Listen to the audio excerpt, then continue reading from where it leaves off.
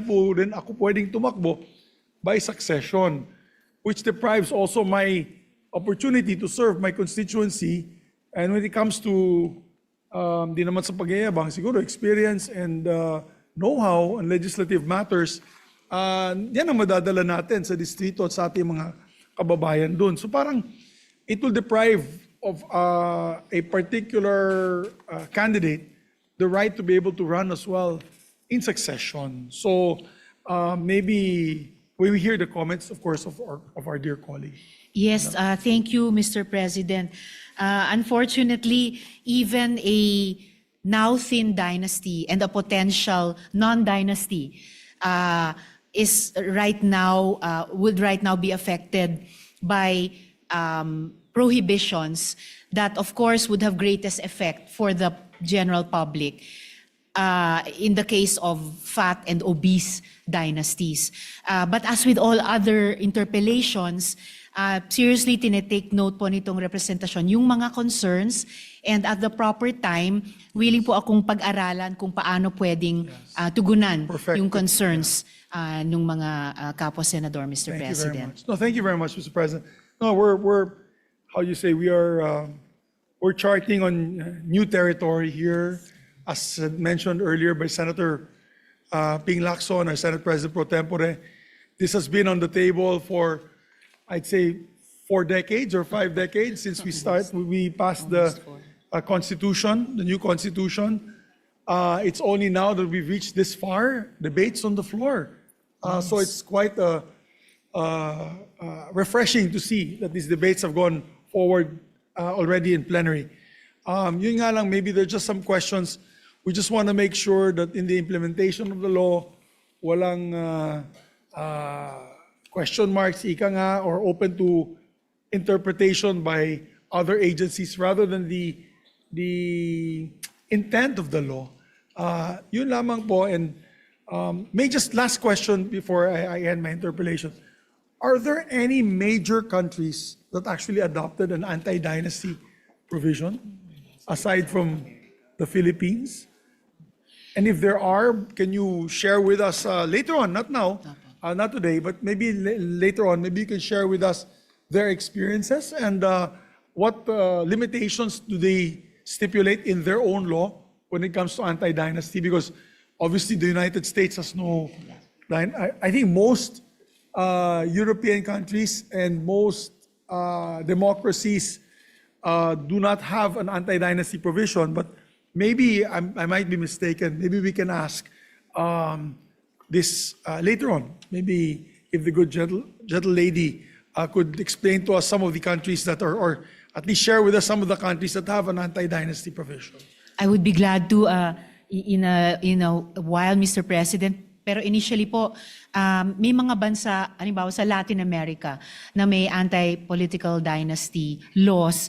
Interesante kasi we share some common historical, cultural characteristics with them na I would surmise naging dahilan na nagkaroon din sila ng batas. But I would be glad to share through the good majority leader with our colleagues more details and maybe some lessons na natutunan nila sa mga batas nila, Mr. Thank you President. very much. Thank you very much, sir, distinguished lady senator, for her time, Your Honor, Mr. President. Once again, thank you. Maraming salamat, Mr. President. Thank you very much. Mr. President, our other colleagues who wish to interpolate asked if they can interpolate on a later date. They're no longer available in the room, Mr. President. So I move to suspend consideration of the measure. Any objection? Hearing none, consideration of the measure suspended. Salamat po, Mr. President. I move for the additional reference. Additional reference of business, Secretary will proceed. Bills on first reading. Senate Bill number 1925, and providing for new provision governing temporary vacancy or temporary incapacity in the office of the Vice Local Chief Executive, amending for the purpose of Public Act number 7160, Resolution of the Local Government Code 1991 by Senator Estrada. Referred to the Committee on Local Government.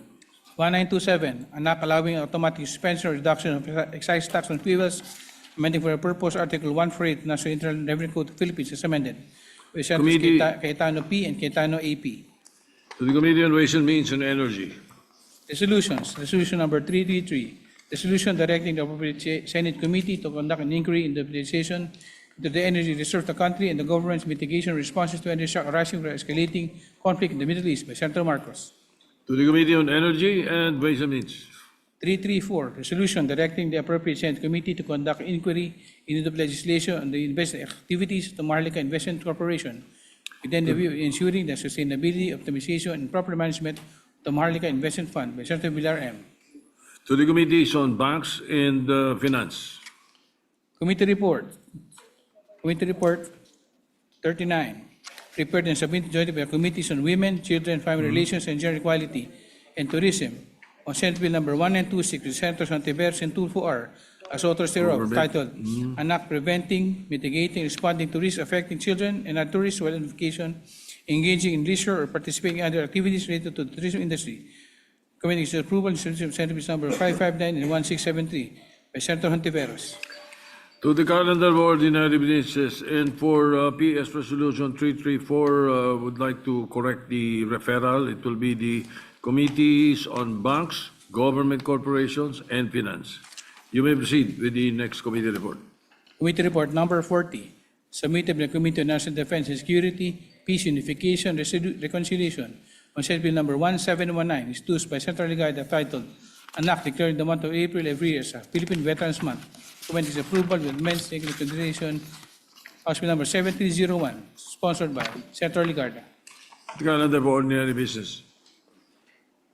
Majority Leader. You like Yes, may I move for minute suspension, Mr. President? session suspended for 1 Senate minute?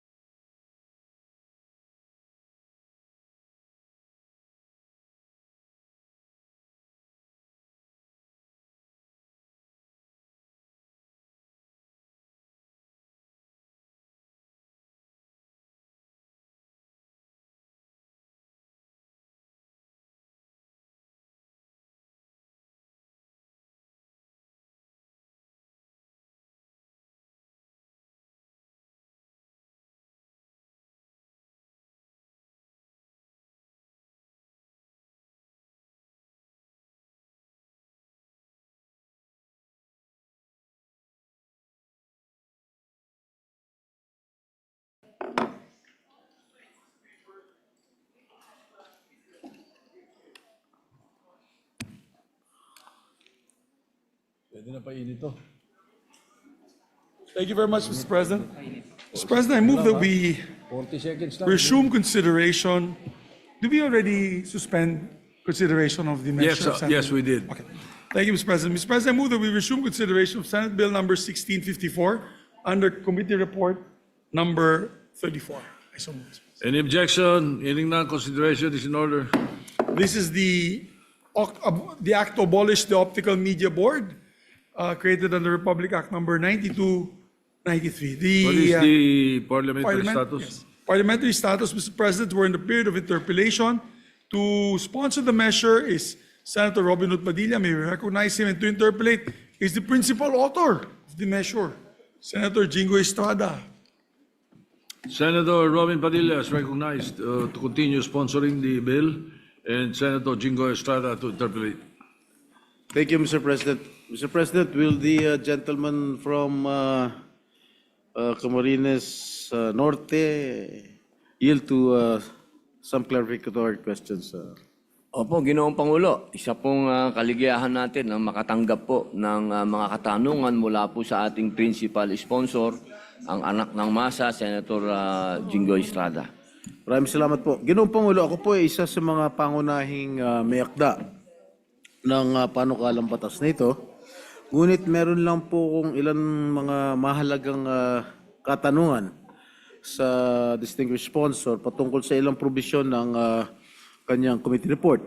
Nawa po ay mapaundakan tayo ng aking mabuting kaibigan, ang pinakasikat na miyembro ng bulwagang ito at kasulukuyang tagapangulo ng Committee on Public Information and Mass Media.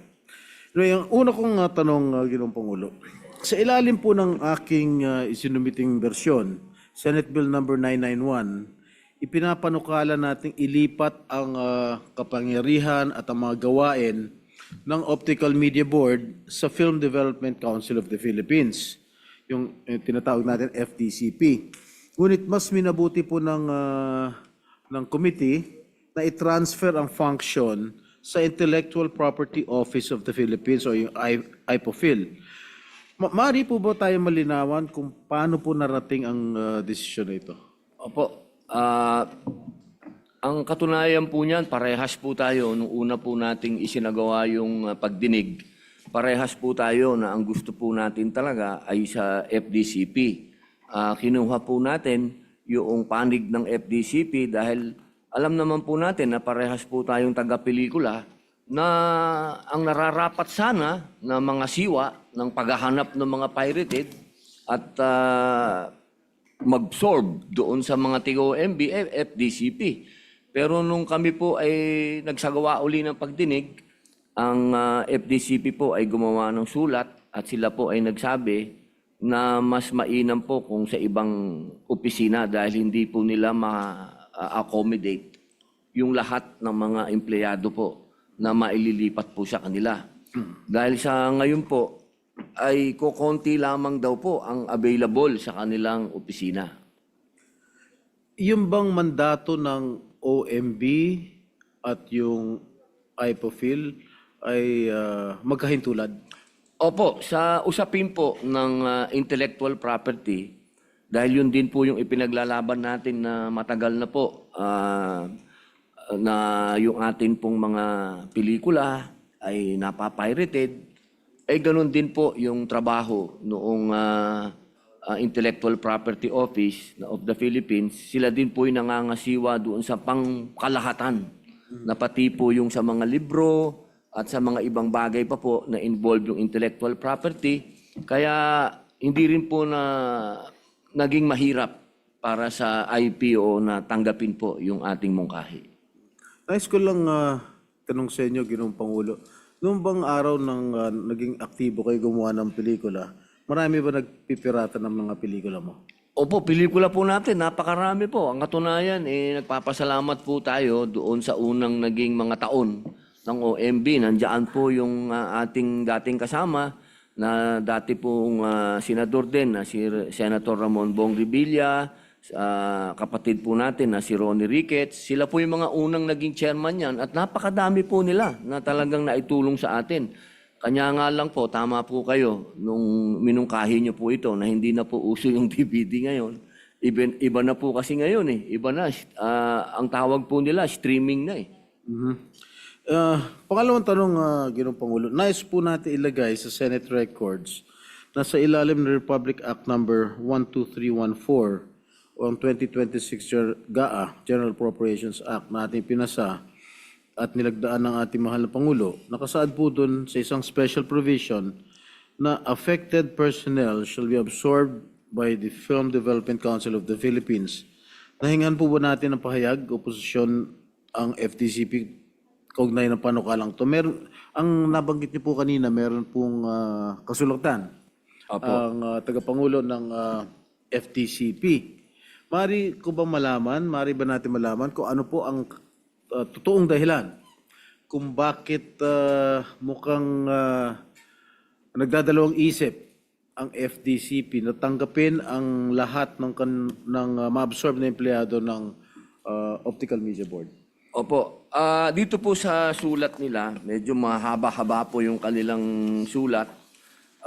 Sinasabi po nila dito na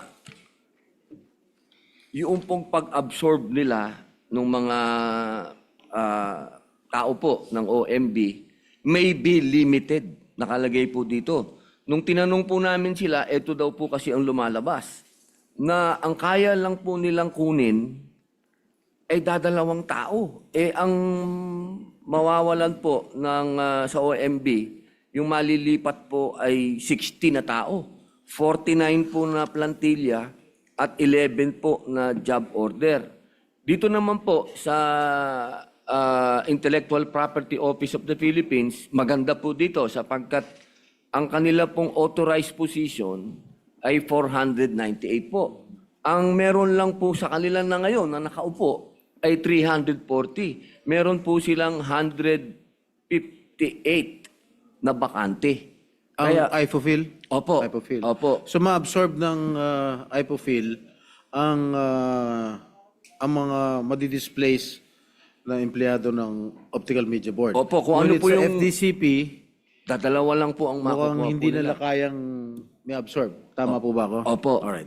Opo. Yun lang po. At sa pagkakalam po ng butihing sponsor, alin ba sa industriya po ang pinaka-apektado ng piracy? Sasangayon po ba kayo kung sabihin natin ito ang industriya ng pelikulang Pilipino? Sa ngayon po, pagka sinabi po natin, industriya po ng pelikula sa buong mundo, talaga pong apektado po ng piracy po. Pero sa ngayon po, katulad po nung nasa inyo pong panukala, talaga pong nasa streaming na po talaga ang piracy po. Ano ba talaga what is the primary mandate of the IPOFIL? Ano ba yung pangunahing mandato ng IPOFIL? Yung intellectual property po talaga, halimbawa, katulad po sa atin, isa na po yun sa pelikula. Halimbawa din po yung mga manunulat, yung kanila po mga isinusulat na libro, kung ano man po yung may kinalaman sa talino, yun po yung hawak ng intellectual property po. Malawak po, napakalawak po. Maaari ko ba malaman kung sino po yung hepe ng ahensang ito? At kanino po under ito? Itong IPOFIL? Is it under the Office of the President?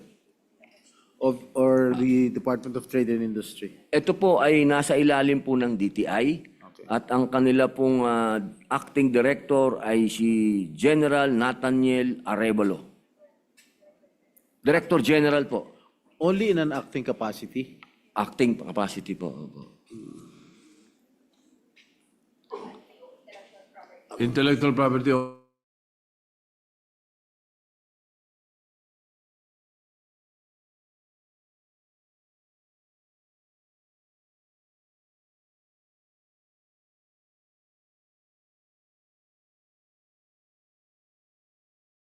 Acting daw.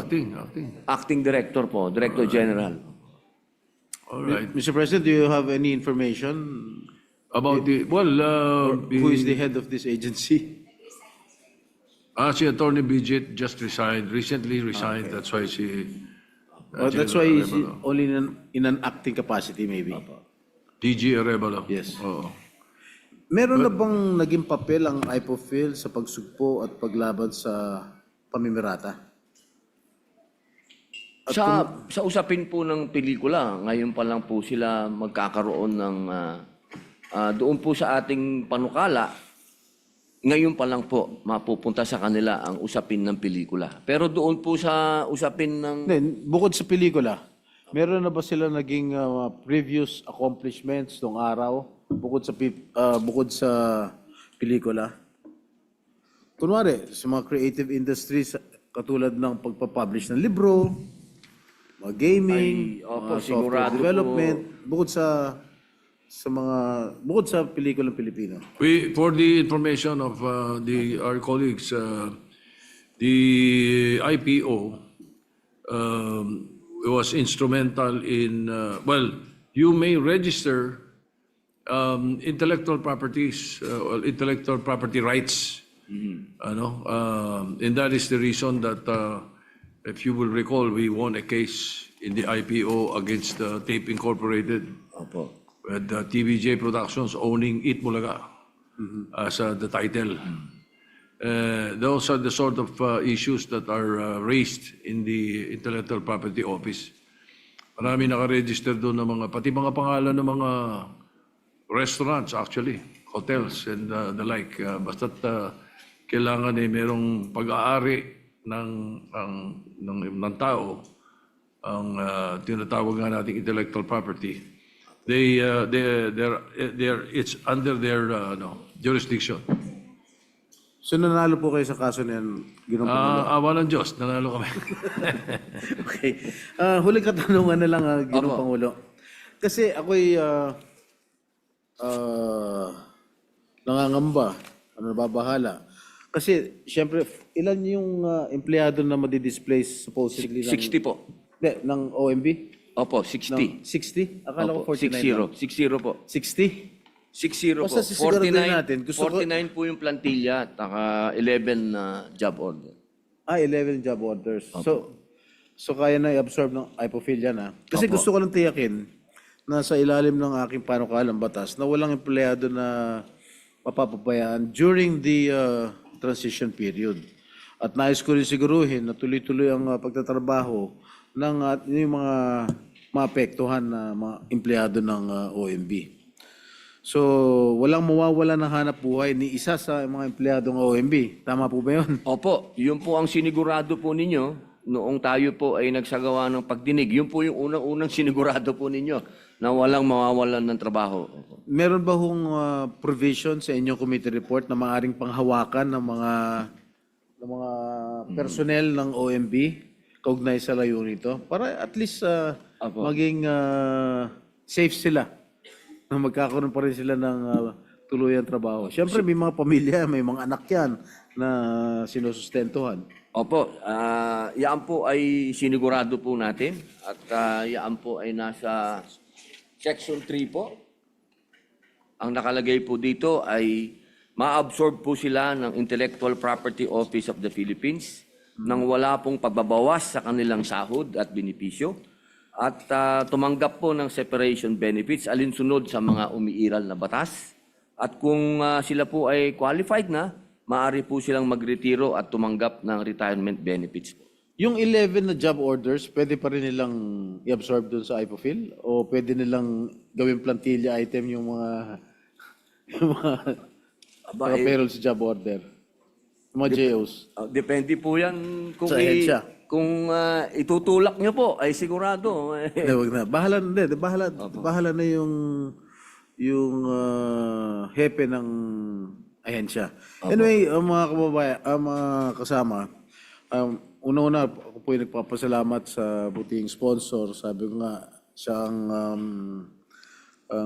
pinakasikat at pinakatanyag na miyembro dito sa Buluwaga ito, si Senador Padilla, sa pagpapaunlak niya ng oras upang sagutin ang ating mga katanungan tungkol sa abolition ng Optical Media Board at linawin ang ilang probisyon ng sinusulong na panukalang batas. At sinusuportahan po natin ang panukalang ito, lalo na kung sa pamamagitan ng paglilipat ng powers and functions ng OMB ay higit na magpapalakas pa ang kampanya laban sa pamimirata at higit sa lahat ay matitiyak natin ang kapakanan ng mga maapektong empleyado. Maraming salamat po, Ginoong Pangulo. Maraming salamat po, Ginoong Pangulo. Majority Leader. Thank you very much, Mr. President. Mr. President, as I mentioned in one of our conversations, this measure is very timely because katulad ng binanggit ng ating sponsor, katulad ng binanggit ng ating mga kasamaan dito sa bulwagang ito na I would say, it's past its time, itong Optical Media Board. Wala na pong DVD, wala na pong Laserdisc, wala na pong VHS, wala na pong Betamax. Yun yung mga alam natin nung araw namin ni Senator Robin Hood Padilla. Ngayon na po lahat streaming na po. Kaya, DVD. yeah, wala nang DVD, Mr. President. So, I think we should put the government's resources and the government's funds in more efficient use, for more efficient usage, Mr. President. Therefore, I move to close the period of interpellation on this measure, Mr. President. Any objection? Hearing none, period of interpellation is closed. Thank you very much, Mr. President. I move that we open the period of amendments and recognize the sponsor, and I believe Senator Estrada also to propose amendments. Any objection? Hearing none, period of interpellation, period of amendment is open, and we recognize the sponsor, Senator Estrada, for the proposed amendments.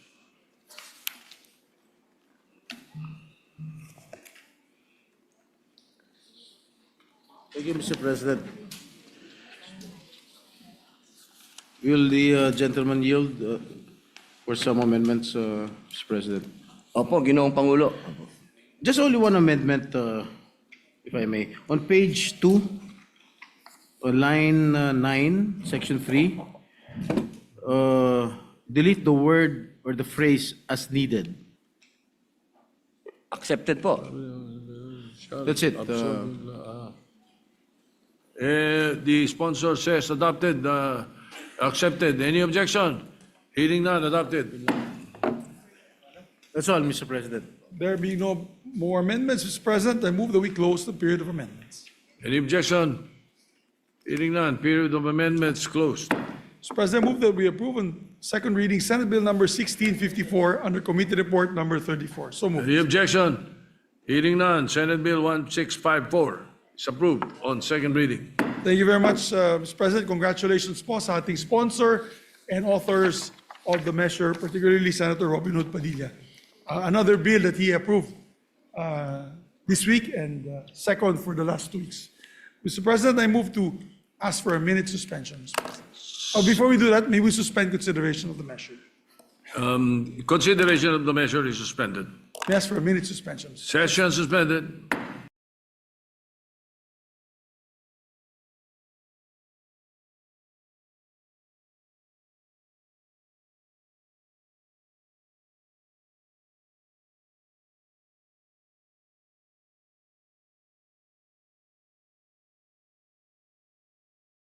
President, I move that we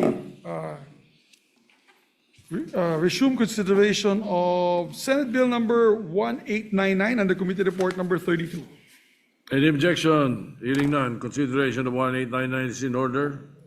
This is an act allowing the Department of Education the flexibility to determine the pedagogical Mr. approaches to be implemented in the basic education curriculum. So moved, Mr. President. Any objection? Hearing none, consideration of 1899 is in order. May we recognize the sponsor, Senator Bamakino, Mr. President, and maybe, if I may, just ask one question. Senator Bambakino is recognized. Yes, to Mr. President. Sponsor the Gladly. measure. Majority Leader, you may proceed. My apologies, Mr. President. I just wanted to ask, what the hell is pedagogical? Pedagogical, Mr. Okay, President. pedagogical. Okay. Yes, The first time I've heard that. Oh, Mr. President, that refers to the methodologies by which we teach our curriculum.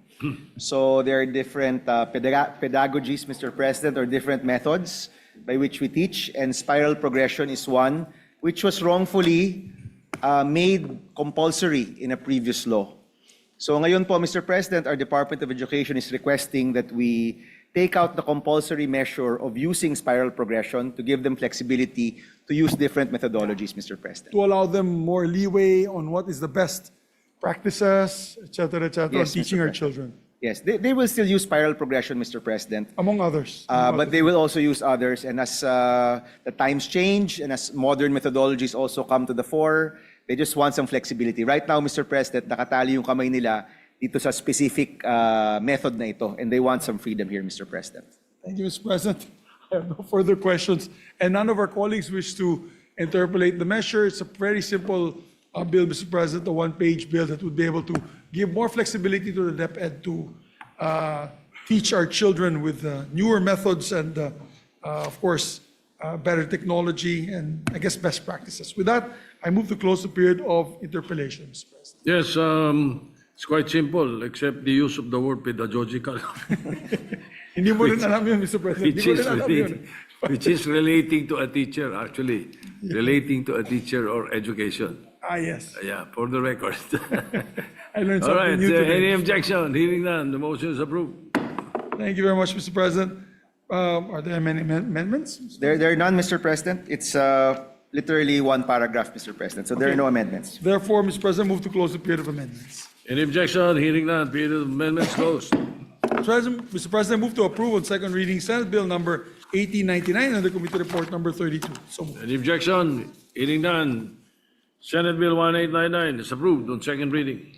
Thank you, Mr. President. Thank you very much to the sponsors, as well, Mr. President. Mr. President, I move that we suspend consideration of the measure. Consideration of the measure suspended. May we ask, Mr. President?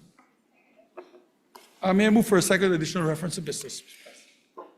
Yes, additional reference of business, good. Committee reports. Committee report number 41 submitted by the Committee on Justice and Human Rights on House Bill number 6640, introduced by Representative D. et al., an act granting Philippine citizenship to Mao Dudjof, recommending its approval without amendment, taking into consideration Senate Bill number 1596, sponsor Senator Pangilinan. To the calendar for ordinary business. Committee report number 42 submitted by the Committee on Justice and Human Rights on House Bill number 6641, introduced by Representative D. et al., an act granting Philippine citizenship to Elizabeth Janet Means, recommending its approval without amendment, taking into consideration Senate Bill number 1594, sponsor Senator Pangilinan. To the calendar for ordinary business. Majority Leader.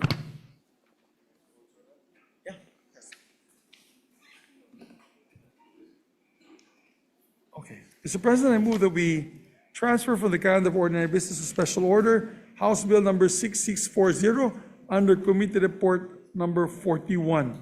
Mr. President, these are two local measures. May I just transfer both? And I believe there's an omnibus speech for both measures. So with Well, your permission and yes. permission of the body. With I the move permission of the body, yes, and Yes, no, President. no objection. We transfer. Both are transferred I'll to just the read them on the calendar record, for Mr. ordinary business. I'll just read them for the record for clarity.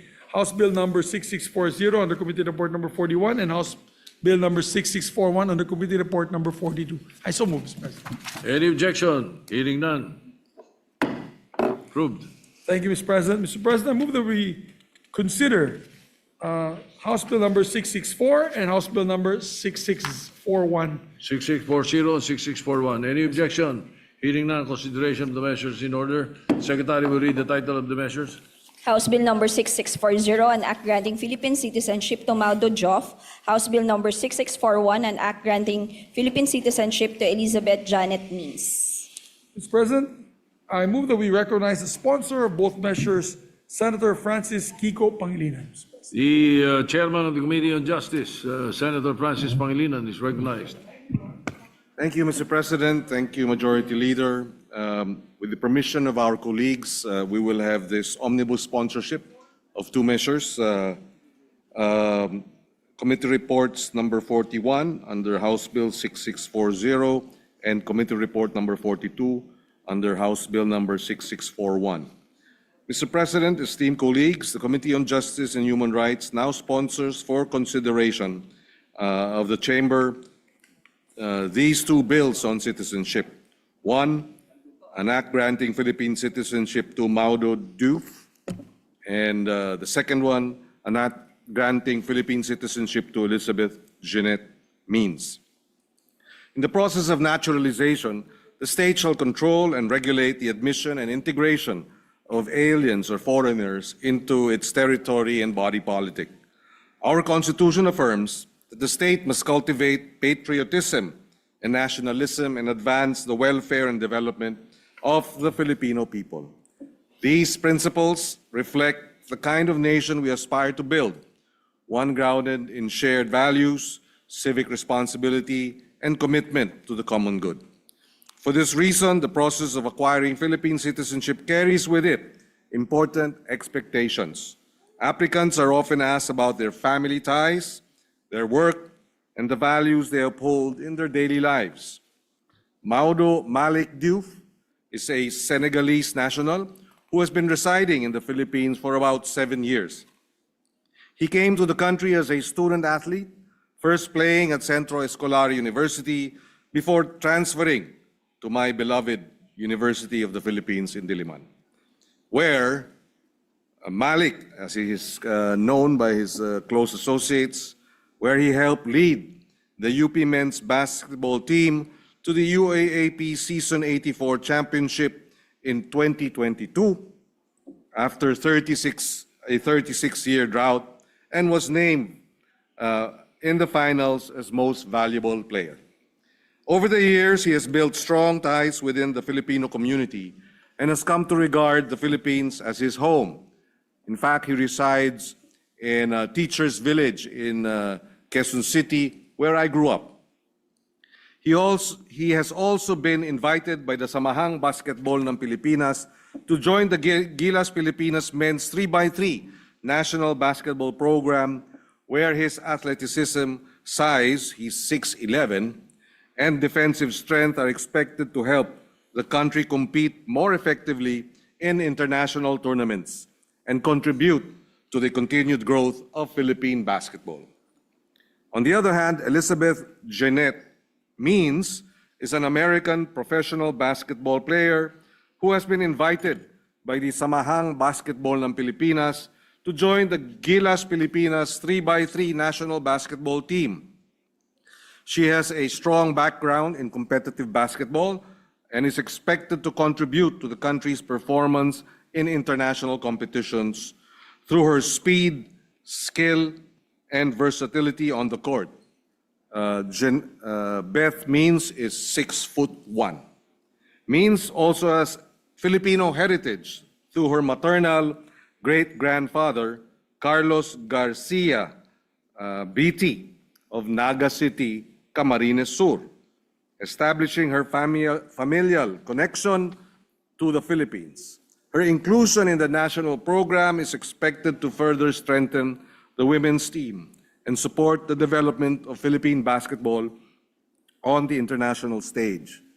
When we asked in the hearing how players of this level help Philippine basketball, and the answer was that they raise the level of competition, thereby putting our local players to task and improving their skills as well.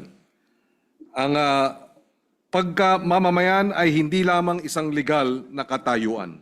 Ito ay isang taimtim na pangako sa bayan. Ang sino mang nagnanais maging Pilipino ay hindi lamang dapat may kaalaman sa ating bansa, kung hindi dapat ding magpakita ng tunay na hangaring makibahagi sa pag-unlad nito. Bukas ang Pilipinas sa mga taong nagdadala ng husay, sipag at kahusayan sa kani-kanilang larangan, mga individual na handang mag-ambag sa patuloy na pag-angat ng ating bansa. During the hearing, because Mr. Malik Diouf has been here since 2018, Senator Jinggoy Estrada asked him to recite the Panatang Makabayan. He did so with some difficulty, but he was still able to deliver it. At the same time, he was asked to sing a few lines of Lupang Hinirang, again by Senator Jinggoy Estrada, and he did so willingly. The grant, well, in the case of Jeanette Means, having been here only last November, we admonished her to learn the Filipino national anthem as well as the Panatang Makabayan. But she has expressed interest in reconnecting with her roots in Naga City, and I committed to introducing her to Mayor Lenny Robredo of Naga City. The granting of citizenship is a legal basis for an individual's rights, formalized and legitimized by this august body. Ang pagpili ng maging Pilipino, ang pagpili sa Pilipinas ay nangangahulugang ng pagiging Pilipino sa isip, sa salita at sa gawa. Naway pagkaloob na natin ng ating mga kasamahan ang kanilang suporta sa panukalang ito. Maraming salamat, Ginoong Pangulo. Maraming salamat sa ating mga kasamahan sa Senado. Majority Leader. Yes, we'd like to recognize also Senator Pia Cayetano to co-sponsor the measure. 2A as Senator Pia Cayetano is recognized.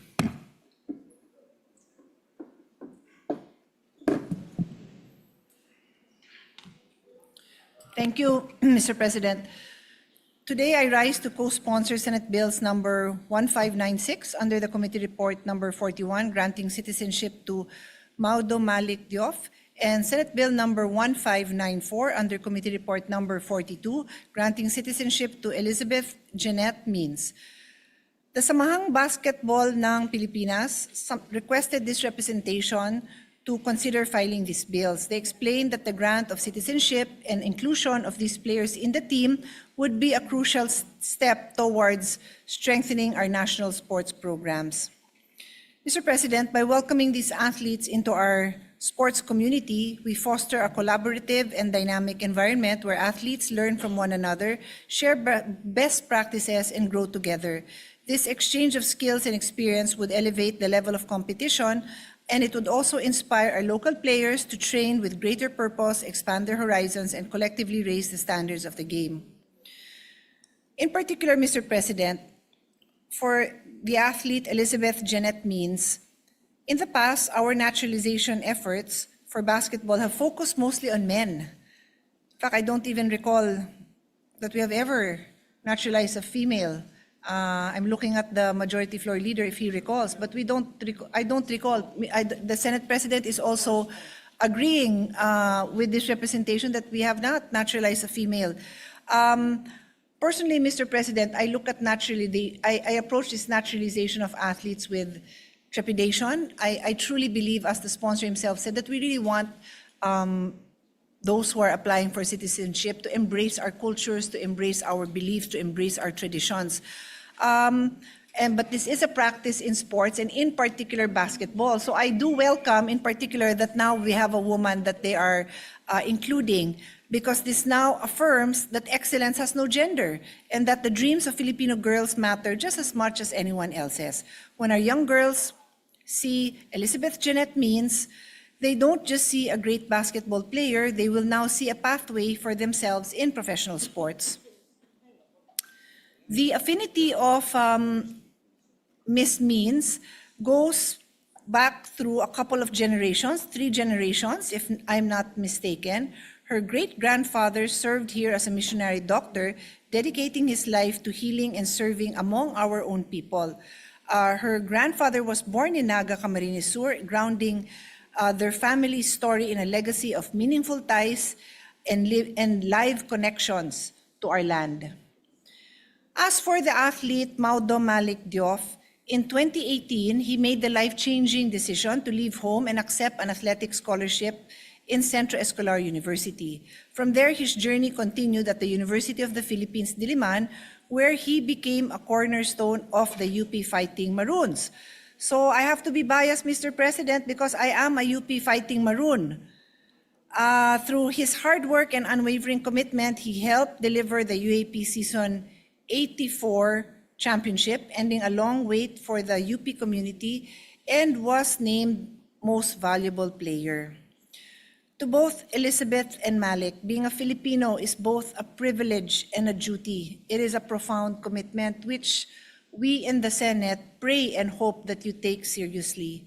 When you step onto that court, you are no longer playing for yourself. You are carrying the hopes of a basketball-loving nation. By granting Filipino citizenship, we are acknowledging your genuine desire to make the Philippines your home, and in doing so, we hope you continue to embrace and learn to love our culture, our traditions, and our people as your own. We also expect that these athletes would represent our flag with the highest level of pride and excellence. And we remind them that they must be role models for millions of Filipinos, especially the youth. Thank you, Mr. President. Majority Leader. Thank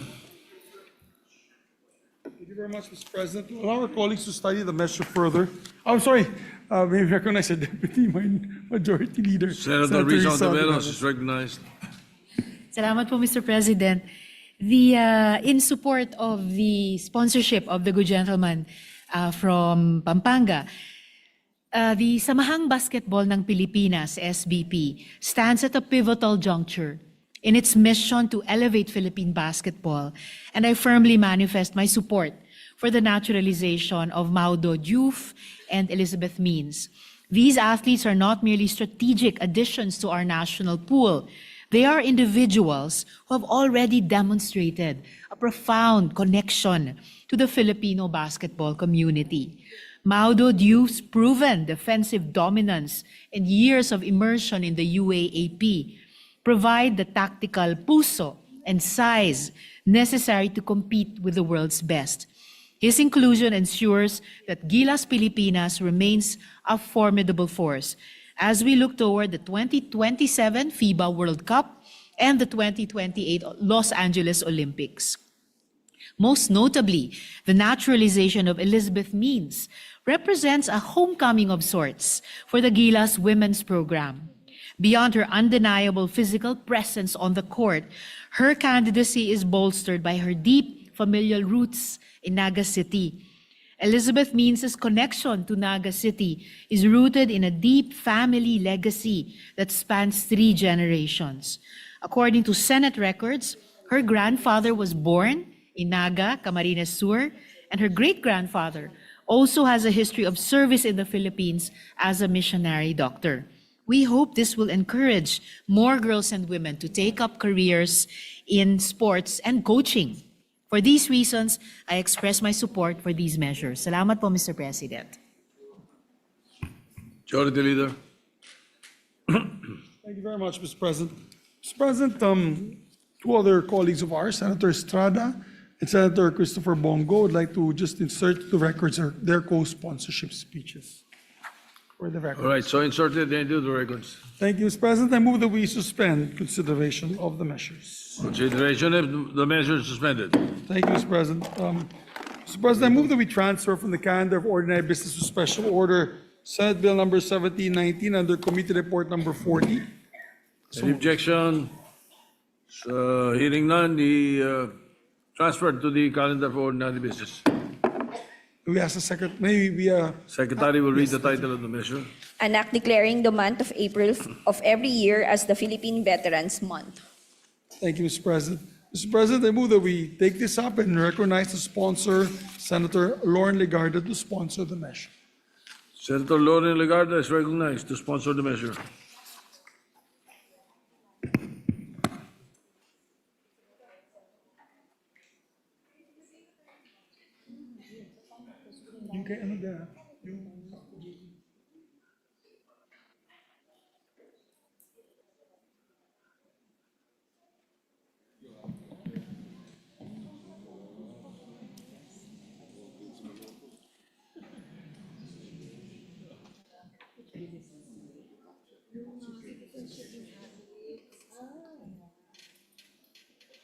Okay na ako? Sponsorship? Yes. I'm ready. Okay. Thank you, Mr. President. Scarcity changes perspective. When time is limited, gratitude can no longer be postponed. Today, I sponsor a measure that speaks to both time and opportunity. The proposed Philippine Veterans Month Act, which affords us the rare privilege of honoring our veterans, not only in portraits and pages of history, but in person. while their stories can still be told in their own voices. As of the latest records, there remain 464 living veterans of World War II, 41 surviving members of the Philippine Civic Action Group who served in the Vietnam War, 29 veterans of the Philippine Expeditionary Forces to Korea. These men and women of the Philippine Army, Air Force, and Navy, veterans by law, and the families who endured with them, answered history's call. Senate Bill 1719 declares April of every year as Philippine Veterans Month, in keeping with Article 16, Section 7 of our Constitution. Sa pamamagitan nito, mapag-uugnay natin ang paggunita at pagkilala. Tuwing araw ng kagitingan, inaalala natin ang diwang hindi sumuko. Sa Philippine Veterans Month Act, pinalalawig natin ang pag-aalaalang ito sa buong buwan. Other salient features include coordinated nationwide activities, stronger integration of veteran stories in basic youth education with DepEd guidance, youth volunteer programs, improved access to benefits and health services, especially in remote and conflict-affected areas, and clear interagency coordination led by PVAO and DND with DILG, DOH, and DepEd. At a time when many Filipinos struggle to meet even their most basic needs, it is easy to lose sight of the spirit of selflessness and solidarity that once defined us. Yet the tensions we see abroad and the continued aggression in the West Philippine Sea remind us that peace and security are fragile and that love of country must be grounded in historical consciousness. This is why Philippine Veterans Month matters. It keeps the lessons of courage, duty, and sacrifice alive for the next generation. Designating April as a month of focused action will help the government improve access to benefits, healthcare, and services, especially in remote and conflict-affected communities. This measure ensures that our veterans are remembered not only in ceremonies, but in classrooms and public service. I respectfully urge the immediate passage of this bill so our gratitude is expressed both in law and in action. Thank you, Mr. President. Anong sa House? Majority Leader. Thank you very much, Mr. President. Mr. President, I move to allow our colleagues to study the measure further and move to suspend consideration of the same. Any objection? Hearing none, consideration of the measure suspended. Thank you very much, Mr. President. Mr. President, we just have a couple of housekeeping matters.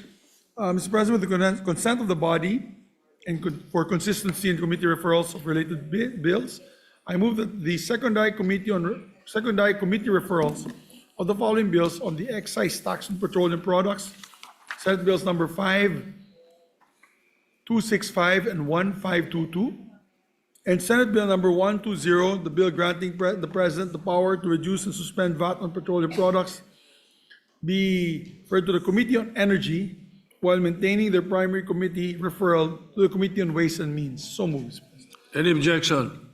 Hearing none, the motion is approved. Mr. President, also after conferring the chairperson, Senator Camille Villar, on the floor, together with Senator J.V. Ejercito, pursuant to Rule 10, Section 18 of the Rules of the Senate, and upon instruction of the chairperson of the Committee on Economic Affairs, I manifest the creation of a subcommittee to take up the following bills on the Master Plan for Infrastructure and Development, or MIND Act. Senate Bills number 2, 863, 1360, and 1652, with Senator J.V. Ejercito as its chairperson of the subcommittee, Mr. President. Any objection? Hearing none, the manifestation is noted. All right. Mr. President, with that, no other matters on our agenda. I move that we adjourn session until 3 o'clock in the afternoon, Monday, March 9, 2026. Mr. Any President. objection? Hearing none, the session is adjourned until 3 o'clock in the afternoon of Monday, the 9th of March, 2026. Thank you very much, Mr. President. Happy weekend, everyone.